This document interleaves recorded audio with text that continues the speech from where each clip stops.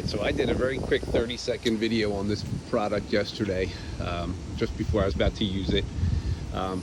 This product I actually love. This is a Husky brand towing cargo carrier, essentially for your car.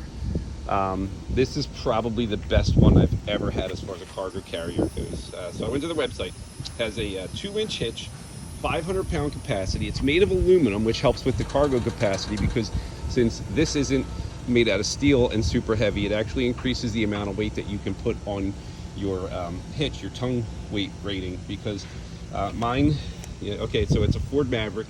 I have the front-wheel drive version because, yes, I dolly tow. Don't hate me. The first car I ever used with my motorhome was a front-wheel drive, so I got a dolly, and so it just made sense to keep the dolly, as expensive as they are.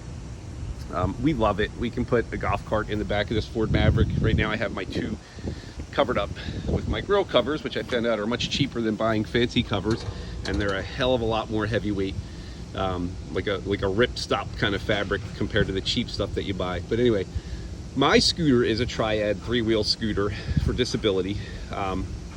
It is 29.5 inches wide. There are pretty much no cargo racks out there that are 29.5 inches or 30 inches wide. Most of them are about 28, 27, somewhere in that range. So my old cargo rack, I had to have a piece of wood, I bolted to the bottom, piece of wood floating off, so that the one tire I would put over the side and it would sit on the wood. It's kind of a pain, and the thing was super heavy. That felt like it weighed 150 pounds, that cargo rack, because it was made of steel. It also did not fold up. Folding up those kind of racks adds a little bit of weight to them and cost. So this from the manufacturer, like I said, is listed at 500 pounds weight rating. I have a 4,000 pound hitch. Even though this car is only rated to tow 2,000 pounds, they put a 4,000 pound hitch on it standard, because if you get the all-wheel drive package, that's the rating that the hitch comes with. So they don't use a different hitch, they just use the same exact hitch. So it's 4,000 pounds, 400 pounds tongue weight. So because this is aluminum, I can put a little more weight on it than if it was steel. I would probably lose at least 50 pounds of tongue weight, just because the rack weighs that much more. So anyway, it is listed by the manufacturer at 30.25 inches wide, and I think it was 62 inches long, which fits my scooter perfectly. So easy to use also, because it does fold up. So you pull this pin down here, and let me, just for a second, I'm gonna have to put the camera at a weird angle.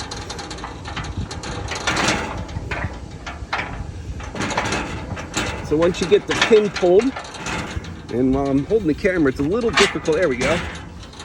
All right, so you pull the pin. We're just gonna set that aside for now. Simple, comes right down, nothing major to it. And then you got a locking mechanism here.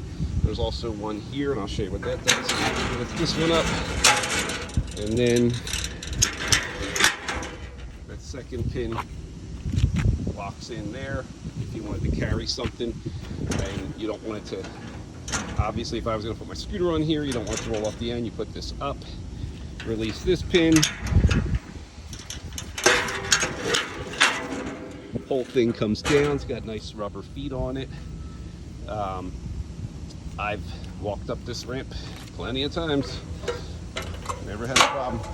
Supports my weight just fine. It'll support my weight. I weigh about 200, and the weight of my scooter, which is about 90 pounds. So I'm putting 290 plus the rack on my tongue, no problem supporting it whatsoever. For a brief period of time. I wouldn't want to stand on this. I wouldn't want to put 300 pounds on this rack and drive with it. That would probably be too much for my tongue weight. With all the, if you watch some of my videos and you go to my Facebook page, Wish I Was RVing, we're RVing at Disney and RVing with cancer. Unfortunately, I'm suffering from that, which is why I need a disability scooter. But if you watch any of those videos, I explain why tongue weight, overloading your tongue weight, can be a very bad thing. And especially because there's a good distance from here to here. That's about 1.5 feet. As you increase the distance from the hitch, the G-forces increase when you hit bounces in the road. and your weight rating, that your tongue weight rating decreases as the center of the weight goes further out. So right now the center of my weight, if I load it up, would be about in the middle of this rack.